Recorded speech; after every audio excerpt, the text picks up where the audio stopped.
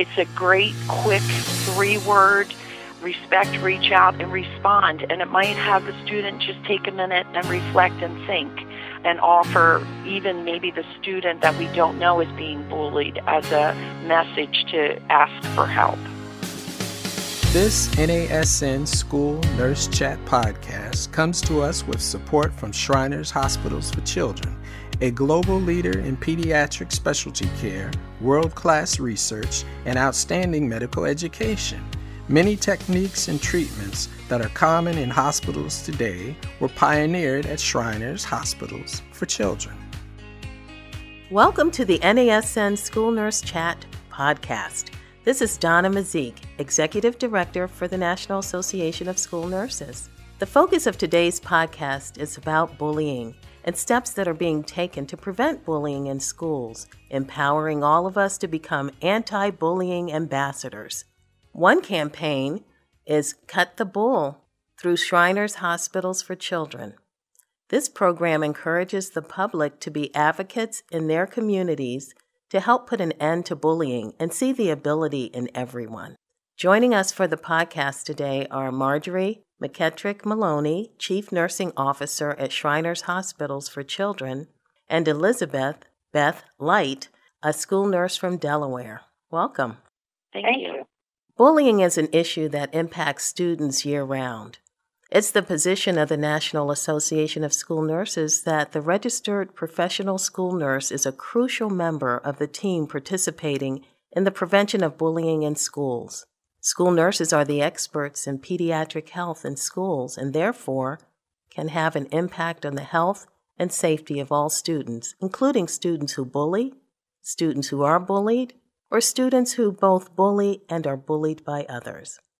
Okay, first let's start off with what is Cut the Bull? Marjorie? Cut the Bull is an annual campaign that has been designed by Shriners Hospitals for Children several years ago and refreshed annually. The program's spokesperson is R.J. Mitty. He's an actor who had mild cerebral palsy as a young child and went on to be an actor. So he is our spokesperson. But the program has been designed, as you mentioned earlier, Donna, to raise awareness of the challenges experienced by the children we see every day here at Shriners Hospitals for Children. As you know, many children are resilient, others have additional challenges. And when we would see the children in our hospitals, whether for a long-term admission, such as a burn admission, and when they would come back for a clinic appointment, we would see the challenges that they would need to overcome, or how their schoolwork was going, or just life in general. Mm-hmm. So this campaign was developed to really support and raise awareness of these children and bullying. Tell us some of the ways in which kids are bullied. What we would see here at Shriners Hospitals for Children would be either children were ignored, children would be made fun of their braces or made fun of having to wear what we refer to as pressure garments. Children would be asked, why do they look funny? Why do they have scars? Or stay away from them?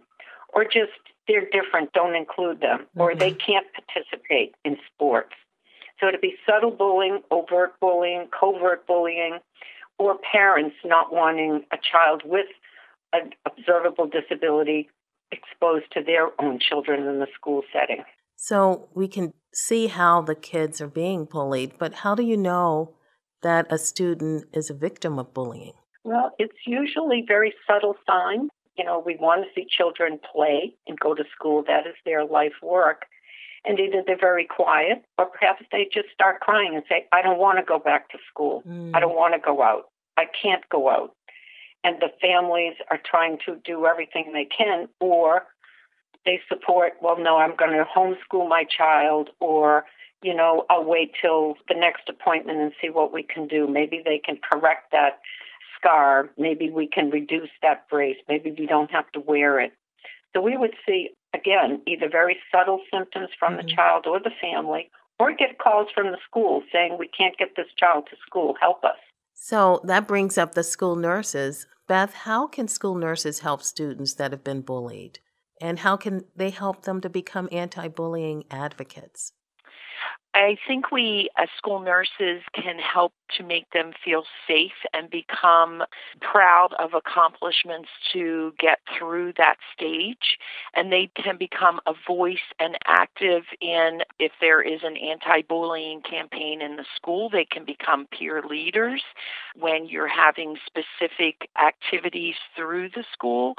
And sometimes in the past, we have used those students that were identified as being bullied as those who then you could call on them to help someone else who is not feeling as comfortable in the school.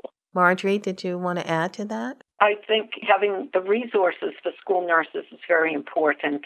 The toolkit that we do provide for the Cut the Bull campaign gives the school nurse those tools already to provide those hints that then can be shared with their building principals and their parent school associations as well. The nurse's office is always the safe place for anyone in the school, children and staff included, and how to guide and help and recognize that someone's being bullied is huge. Yes, it is. Marjorie, can you drill down a little bit in that toolkit and tell us what the 3 R's are that you encourage students to practice? The 3 R's, respect, reach out, and respond. Very simple. The respect, obviously, is what we all expect and what we hope others do for ourselves, but we want them to look beyond the difference and overcome the fears. More or less see the ability in everyone. Reach out, as we talked a little bit about earlier. Talk to them, include, get to know someone who's being treated differently. That reaching out and that safe friend or that caring eye or that concern, that reach out, however that happens. Respond. If you see someone being put down or teased, do not participate. Instead, show their support or go tell someone. So again, respect, reach out, and respond. Those are our 3 R's. Very easy mnemonic. Support for this podcast comes to us from Shriners Hospitals for Children, a global leader in pediatric specialty care, world-class research, and outstanding medical education. To learn more about bullying and to download resources, visit shrinershospitalsforchildren.org/NASN. So, getting back to the 3 R's, Beth, what are some specific things that you've been doing to encourage students not to bully at your school? I think as many school nurses, you lead by example, and in the office, I'm observant of conversation that's happening within the office. Kind of gives you an idea of what's happening in the school. And I encourage students to talk respectfully to each other. Also, in my vigilance over the office and within the school community, I try to report as quickly as possible to our administration, the team and guidance, any concerns that I have, and suggestions for change in, situations that are maybe happening in the building. One of the visual effects that we do is to use our bulletin boards so that our students, while they're waiting to be seen, have a space to see what, an advertisement, so to speak. And the new one that's going to go up is this mnemonic, because as I was thinking earlier, it's a great, quick 3-word respect, reach out, and respond. And it might have the student just take a minute and reflect and think and offer even maybe the student that we don't know is being bullied as a message to ask for help. Beth, do you have a success story that you can share about how you've seen a child who's been bullied kind of recover from that and become an advocate for anti-bullying, or if you've had a story of a student who was a bully and learned to respect, reach out, and respond? Actually, I recall a young lady who was being bullied by a group of young ladies. Of course, lunchtime is a difficult time, a big high school, And when you're new as a freshman, it's kind of difficult to fit in if you're coming from a school that you didn't come with a lot of your friends. And so we started to see her at lunchtime in our office. Oh, I just don't feel well. I can't eat today. And as you start assessing, because it's becoming an everyday thing, and you realize she's not going into that cafeteria because it's too big. And then the story unfolds. So working with the people who oversee supervision in the cafeteria, we were able to figure out what was going on. We had a mediation team who met with the group of girls, and out of that, there was at least 2 young ladies who then did befriend this young girl. So she was able to eventually have a safe place to eat in our office or guidance office until she felt comfortable actually going back into the cafeteria and sitting someplace new. And it was really good to see her grow. I think that was the biggest thing, is to see that, she felt comfortable every day and she didn't have to depend on us. But that took, several weeks to accomplish that. That's a great story. Thanks for sharing that. It really is. Marjorie, what resources are available to school nurses, and how can school nurses access those resources? Well, in addition to, the usual literature searches, Shriners Hospital for Children has dedicated a webpage to the National Association of School Nurses to make it easier. And we do have several nice toolkits. We have a toolkit that really gives you all the ideas you could possibly need. Beth, as you say, you're going to put the 3 R's on your board. There would be tools in there to help you think of opportunities of how to express the 3 R's. And it really is a great conversation starter.